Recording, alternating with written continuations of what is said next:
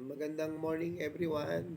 Narito naman po tayo sa isang bagong umaga na kaloob sa atin ng Panginoon. Salamat sa bagong kalakasan at sa mga pagpapala po natin kakamtin ngayong araw. Una, pinasasalamatan po natin ang Panginoon dahil hindi niya tayo binababayaan. Pangalawa, salamat po tayo, no? Shout out kay Fiscal Rowena Garcia sa kanyang patuloy po na pagsuporta sa ating pong mga seminarista na nasa Union Theological Seminary. At ngayon din po sa iba pang mga sponsors at sa iba pang mga alamin pledgers natin o alay sa ministeryo para po masuportahan yung ating pong mga seminarians na nasa Union Theological Seminary. At ngayon din po, mamaya ay maglalakbay na naman tayo para po asikasuhin yung atin pong mga binaha, no, na beneficiaries sa parte ng sablayan. Magkakanvas po tayo, bahagi po ng ginagawang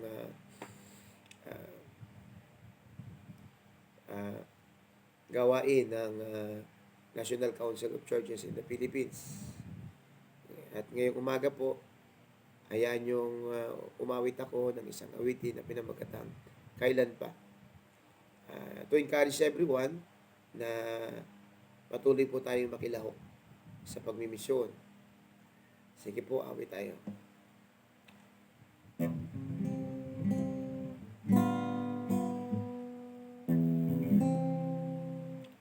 Kailan pa ibibigay ang buhay mo't lakas sa Kanya na nagbigay sa'yo ng buhay na wagas.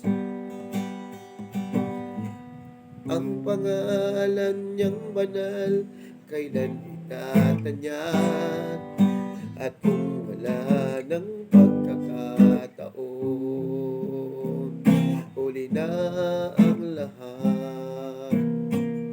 At kung ang araw mo mamunaw na, makuha mo ba kayang siya ay paglingkuran?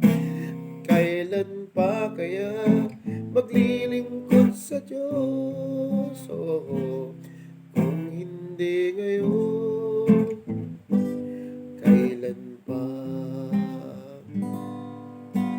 Kailan pa ibibigay ang buhay mo't lakas sa Kanya na nagbigay sa'yo ng buhay na wagas? Ang pangalan niyang banal, kailan itatanyag, at kung wala ng pagkakataon, huli na ang lahat. At kung ang araw mo magunaw na, makuha mo pa kaya siya ay paglingkuran? Kailan pa kaya maglilingkod sa Diyos? Oh, kung hindi ngayon, kailan pa?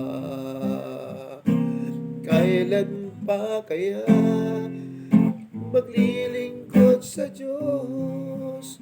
Oh, kung hindi ngayon, kung hindi ngayon, kung hindi ngayon, kailan pa?